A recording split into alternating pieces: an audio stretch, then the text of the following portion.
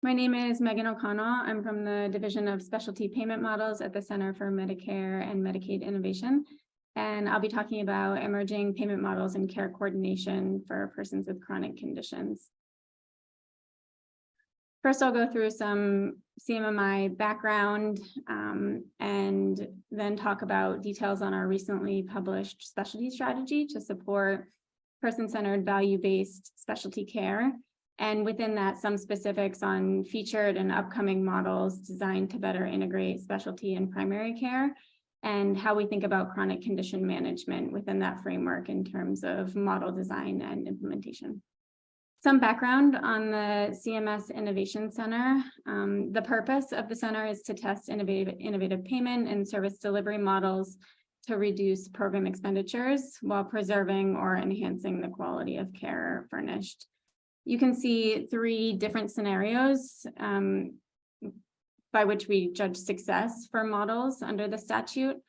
So, and if a model meets one of these criteria and other statutory prerequisites, it's eligible for expansion through rulemaking.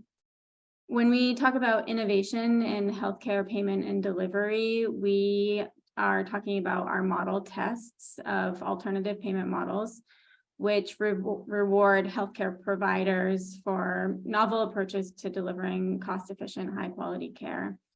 And our alternative payment models can be designed for a variety of categories. Our models can be for specific health conditions like end-stage renal disease, or payments for episodes of care like our joint replacement model. Or they can be designed for specific provider types, communities, or innovations. But I think importantly, technology solutions and care redesign are really important to changing payment and service delivery structure, but they are outside the scope of what CMMI does directly. This is a snapshot of our portfolio to date, and you can just see how the models sort of separate out into the different categories that I mentioned on the previous slide. Models for accountable care, our episode payment initiatives, et cetera. I think one high-level takeaway from this slide is since its inception, the Innovation Center has had 6 model tests with statistically significant savings. And of those 6, 4 model tests have met statutory requirements for expansion on a national scale. This is an overview of the CMS strategy and vision to advance health equity and expand coverage and improve health outcomes. This comes out of the strategic refresh that we did center-wide last year. And as part of that strategy, we also released a specialty-specific strategy because we feel very strongly that achieving our goals requires addressing the full range of patients' needs, including care for chronic conditions and episodic or other specialized care needs, much of which is provided across different levels of care and provider types. And the need for a specialty-specific strategy is especially relevant given that over the last few decades, Medicare beneficiaries have been faced with both greater clinical and system complexity. I'm going to talk more now about our specialty care strategy that we published in November of 2023, but just to set the stage a little bit more in terms of the work that we do and how the specialty care strategy is relevant for this group of stakeholders.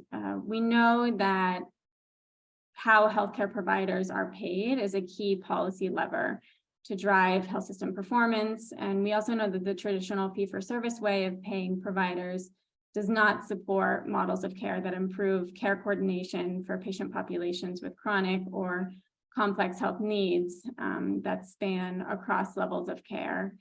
So to this end, the Innovation Center models test payment and service delivery arrangements to incentivize the redesign of healthcare systems and streamline financial incentives and improve patient care. So for example, Some of our models test fully or partially capitated population-based payments in lieu of fee-for-service. And these payments are usually adjusted to account for the demographics and health risks of patients. And depending on the model, might include additional amounts to support practice redesign activities, including improved care coordination, or the payments might be increased for providers serving higher proportions of underserved beneficiaries. So these types of payments allow our model participants to receive more predictable revenue and use those dollars more flexibly to meet their patients' needs with tailored strategies for value-based care. So this is a snapshot of the 4 strategy elements, and each of these strategy elements is about getting the right incentives across the different levels of care and provider types. Investments in upstream, more conservative approaches as alternatives to, for example, surgery, approaches with physical therapy, occupational therapy, or engagement with rehabilitation providers can play a significant role in optimizing value for patients, and we've seen that in our models. So, like I said, this is a snapshot of the 4 elements. We know to have the desired effect, a more flexible payment arrangement needs to be accompanied by improvements in data collection and analysis, and in performance monitoring and reporting. So that speaks to the first element here on enhanced specialty care performance data transparency. So I'm going to go into each element with a little more detail and try to make connections back to chronic condition management.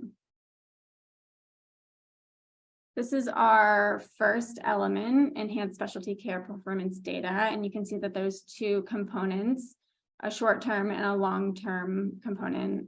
The shorter-term set of activities are really around enhancing specialty care performance data and dashboards to give population-based model participants the ability to compare quality and costs of procedural or acute episodes of care in their market, for example, for different specialists in their market, as well as better information on specialist performance. One or a few exciting things here are the patient-reported outcome measures that were developed and used in the comprehensive joint replacement model to give us a better sense of our joint replacements actually improving function from the patient perspective. So this is the type of information, the type of quality measure that could be included in a set of performance data or a dashboard provided to our primary care model participants to understand how different providers in their market are performing on these types of measures. Another is there is one of the measures that we're looking into are the cost measures for some of the chronic conditions, and one of those is an episode-based cost measure on low back pain to allow providers to better understand how specialists in their area might be performing on cost as it relates to low back pain. And then the second longer term component here is developing and distributing industry standard definitions of condition-based episodes. So this is really asking the question, how can we define the longer term, more chronic condition-based episodes, and how can we structure accountability for cost on those in the context of ACOs? The second element is maintain momentum on acute episode payment models and condition-based models. And you can see three elements here. In the shorter term, extending the bundled payment for care improvement advanced model and launching a new model focusing on beneficiaries with cancer, the enhancing oncology model. And in the longer term, testing a new acute episode payment model as a follow-on to the existing bundled payment models. And what we've learned here is that bundled payments are really well suited for specific conditions with well-defined care pathways like hip and knee replacement. These episodes often start with an admission through the emergency department, but we've seen that the payment incentives have led our model participants to implement strategies that extend beyond their direct control over hospital care. So in a survey of 200 hospitals participating in the comprehensive joint replacement model, over 40% responded that the CJR, comprehensive joint replacement model, was very influential for them in developing discharge or transition plans and communicating with post-acute care providers regarding patient care after the discharge from the hospital. And I mentioned earlier that care redesign is a critical element for delivering cost-efficient, high-quality care, but is really outside the scope of what CMMI does directly. But there are good examples of payment innovation acting as a necessary catalyst for much larger innovation and meaningful transformation. One example is the development of integrated practice units for musculoskeletal care, and in particular, the management of osteoarthritis. We've seen IPUs, we've seen the IPUs formed in certain markets because participation in the CJR model stimulated competition for market share. So it was a catalyst for these IPUs operating under condition-based bundled payments to form co-located multidisciplinary teams and deliver more highly coordinated, comprehensive range of services that is configured around MSK conditions. And we've seen that some of these IPUs have achieved really significant improvements in medium and long-term functional outcomes. So these types of bundled payments or episode payment models for conditions like oncology and chronic kidney disease, which we also have in the Innovation Center, we've seen that they do not offer a one-size-fits-all solution, and their design and implementation process is complex.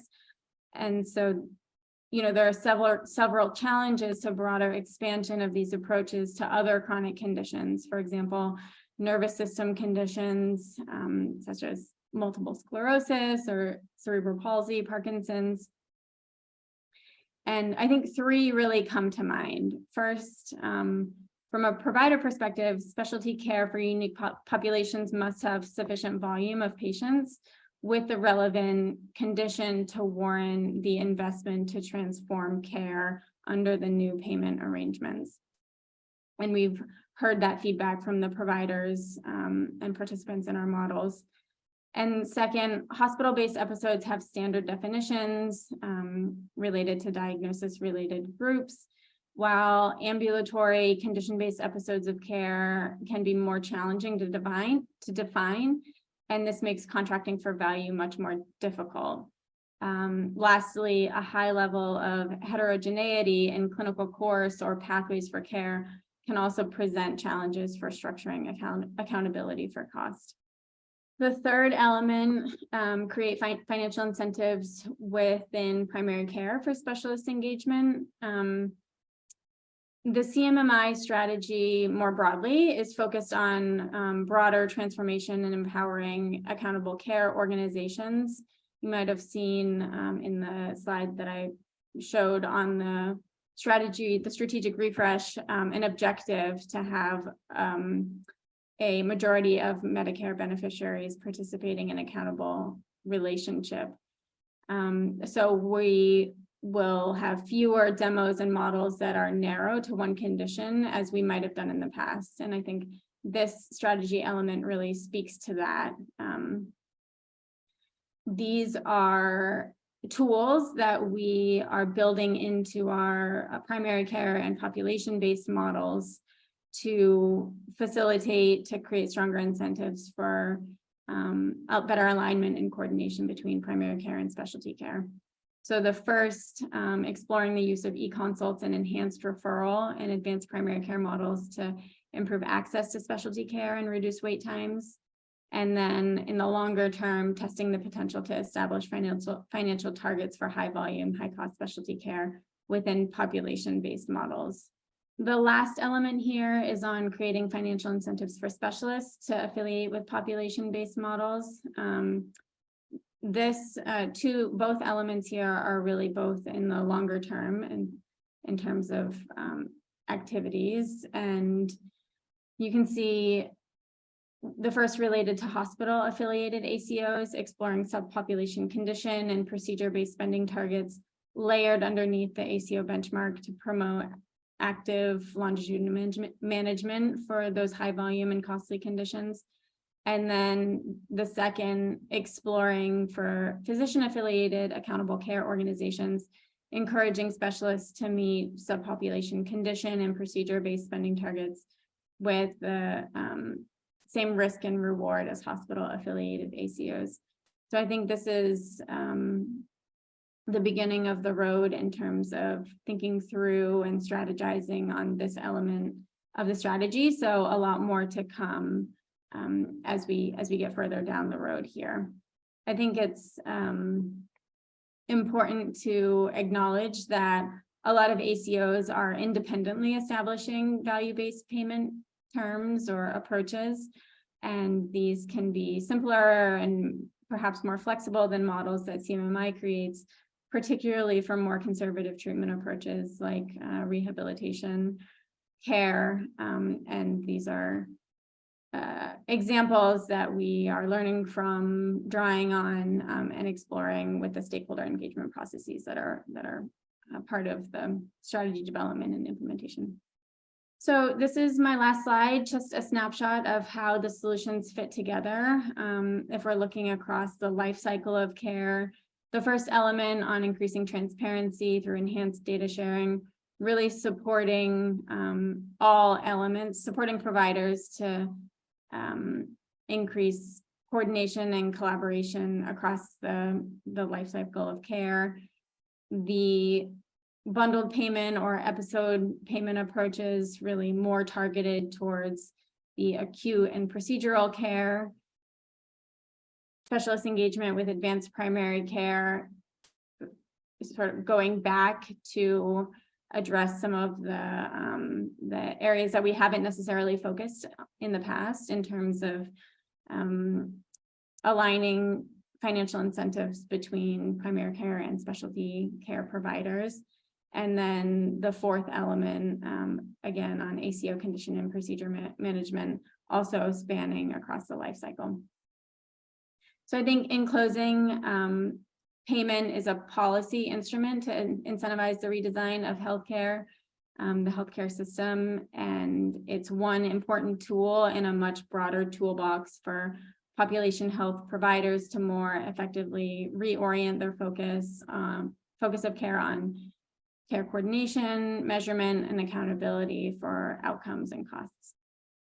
Thank you so much for your time. I look forward to discussion, and feel free to ask any clarifying questions or questions as part of the discussion process.